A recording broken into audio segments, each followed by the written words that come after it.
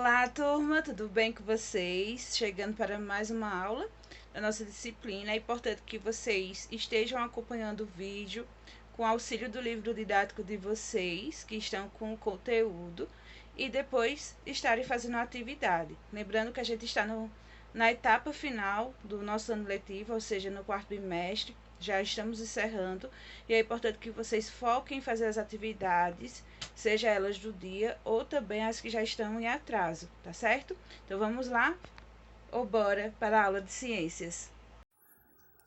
Olá, sexto ano, tudo bem com vocês?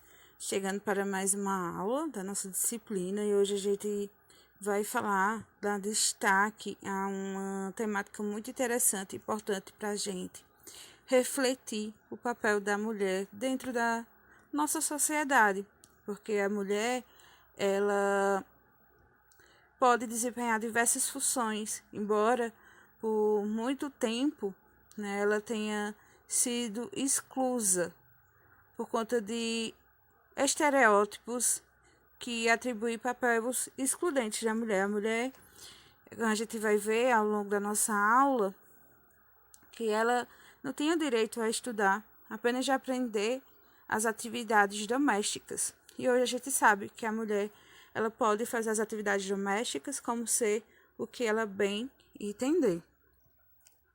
Então, a gente aqui tem, né, Mulheres na Ciência, que abre como título da nossa aula de hoje.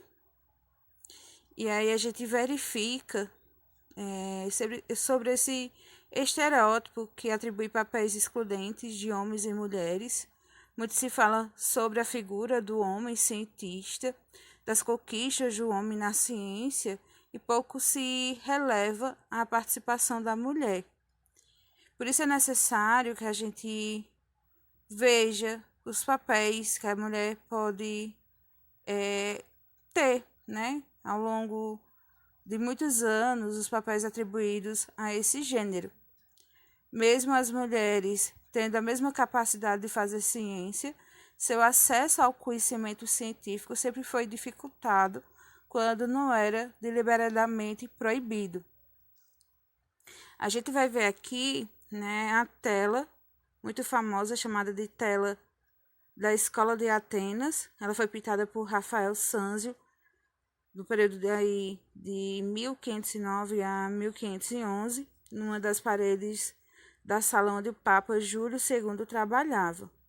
E nessa imagem, Rafael representava vários pensadores e personalidades da antiguidade. Apesar de o pintor não ter confirmado, é possível identificar alguns deles. Sobre outros, há apenas hipóteses, entre eles uma pessoa que olha para nós, os observadores da pintura. E aí, há dúvida se seria o próprio Rafael ou a única mulher representada na figura, que seria Hipátia de Alexandria.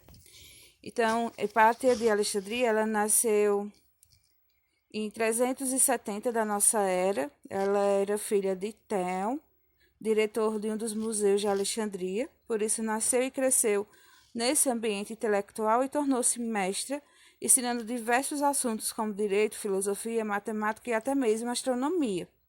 E na época, o Império Romano já havia decretado o cristianismo como religião de todo o império, por isso grupos de pessoas que professavam outra fé eram perseguidos, como os judeus e aqueles que acreditavam nos deuses gregos. Nesse contexto, Hipatia também atuava politicamente, procurando pacificar os conflitos que muitas vezes acabavam de forma violenta. E acredita-se que, por esse motivo, ela acabou sendo assassinada no ano de 415. E trata-se da única mulher pensadora da antiguidade de que temos conhecimento atualmente. Então, durante grande parte da história ocidental, as mulheres elas foram afastadas dos espaços de produção científica, como a gente pode ver, tanto por questões culturais, como também pelas leis que impediam elas nas instituições onde ocorria o ensino. Porém, diversas mulheres lutaram contra essas exclusões e marcaram presença nas ciências exatas, na medicina, na filosofia, nas ciências sociais, contradizendo teorias que pregavam dificuldades especificamente femininas para dedicar aos estudos e às atividades intelectuais. E ideias baseadas nas obras de Hipócrates, nascido em 460 a.C. e considerado uma das figuras mais importantes da história da medicina, sobre como a natureza feminina não combinava com a intelectualidade, atravessaram a Antiguidade e a Idade Média, permeando também os estudos filosóficos modernos como Immanuel Kant e Jean-Jacques Rousseau. No século XIX, Charles Darwin, nas publicações A Origem das Espécies e A Descendência do Homem e a Seleção em relação ao sexo, colocava que na espécie humana o sexo feminino era intelectualmente inferior.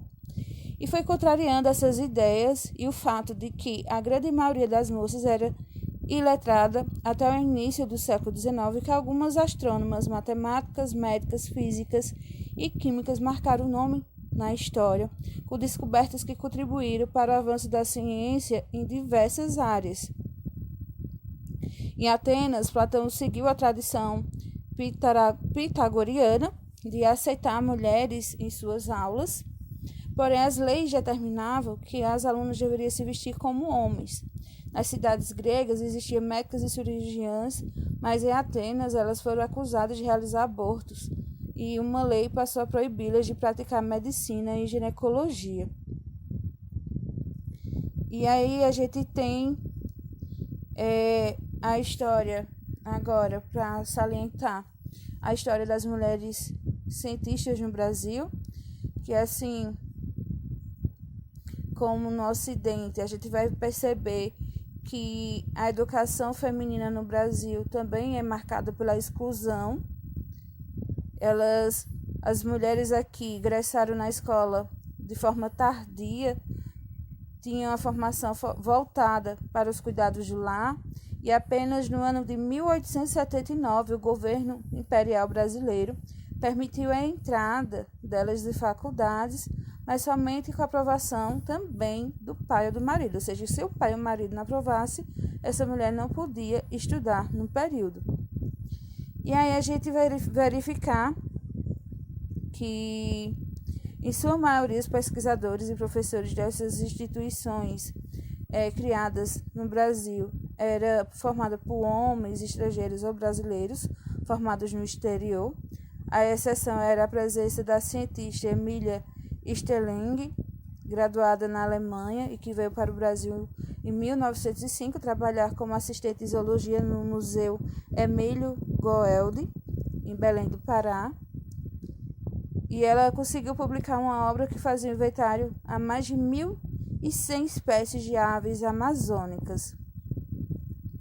E ao longo da história do Brasil, a gente vai percebendo algumas mulheres que tiveram dificuldades de ter acesso à educação, mas que abriram o caminho para outras cientistas, e hoje tem as histórias contadas como maneiras de inspirar outras jovens apaixonadas pelas ciências e publicações, como o livro Pioneiras da Ciência no Brasil, que foi lançado no ano de 2018.